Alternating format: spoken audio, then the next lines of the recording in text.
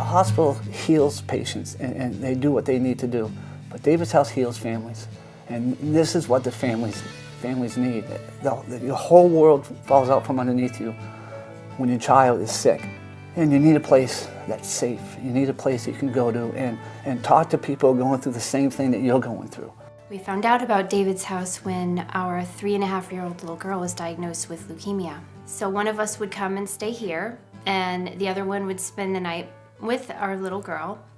It really helped us during those first few months and throughout her treatment to be able to take better care of her.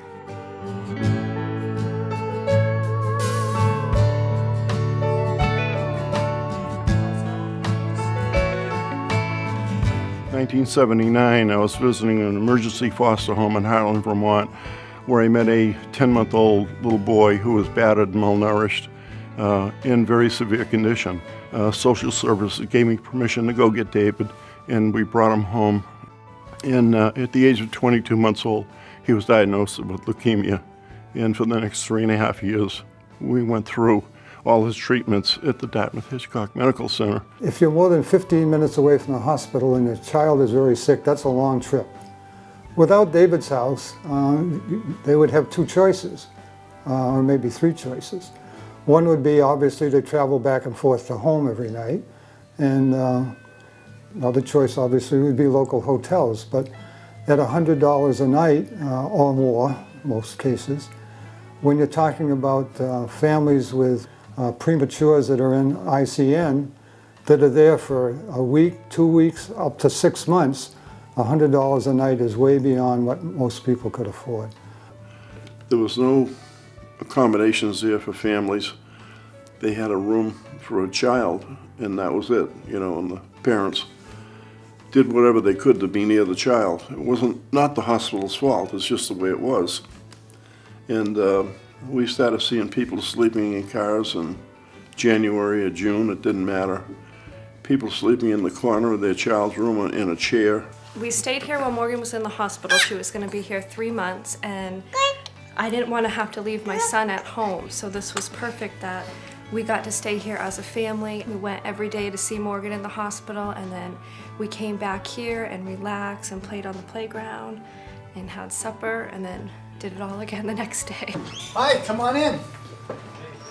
My favorite David's House story was when I was volunteering one morning, and it was fairly early in the morning, must have been just 8 o'clock, and there was a little girl who came out in her pajamas and her hair was all rustled. You could tell she had just gotten up, and she wanted to know, where's the fridge here so I can find some milk? And she went toddling into the kitchen, and to me that's David's House, because this was her home and she had just woken up and was just looking for milk.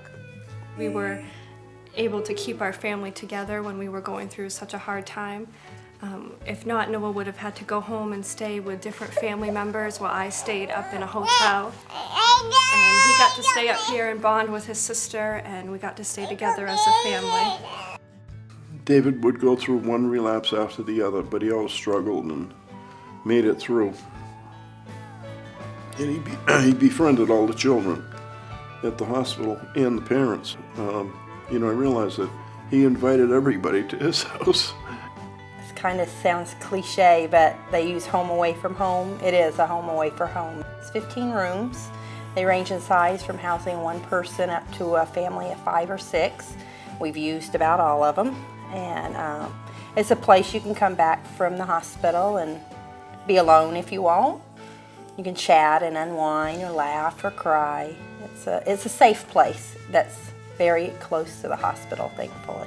Like your home, you have expenses, you have food, and you have utilities, and we have some staff that help keep the house going, although most of the day-to-day operations that people see are run by volunteers. And then for the longevity of the house, we need to be building our reserves so that we can keep the house going during hard times in the economy. We can't take a chance that we won't have the funding to keep the lights on. David's House allows parents to stay connected with their children while their children are in the hospital. Not just parents, but siblings, and sometimes when there's something life-threatening, grandparents.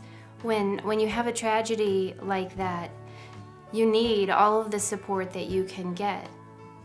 In June of 1984, David was in a bad way, and Dr. Neil Cornell, David's oncologist, we're out in the waiting room, and he asked if I could come into his office for a minute, and I did, and he told me that David only had a few months to live. And I had heard that twice before, and I never believed it, but I knew that this time it was going to happen. So I asked Dr. Cornell why we didn't have some kind of facility for these parents that were struggling so hard and all that, and he said he didn't know, but attempts had been made for the last 10 years, but nothing ever happened. And I blurted out, we're going to build a house and call it David's house. Whenever anybody gave him money for a birthday, or I'd give him a couple of dollars if he wanted to do a little chore around the yard, just, for something to do. And every time he gave money, he hid it all over that house. Anyways, David died on September 8th of 1984. And I went around the house and collected all David's money that I could find. I'm sure there's still money in the house because he hid it in the most unique places. And it came to $300.78.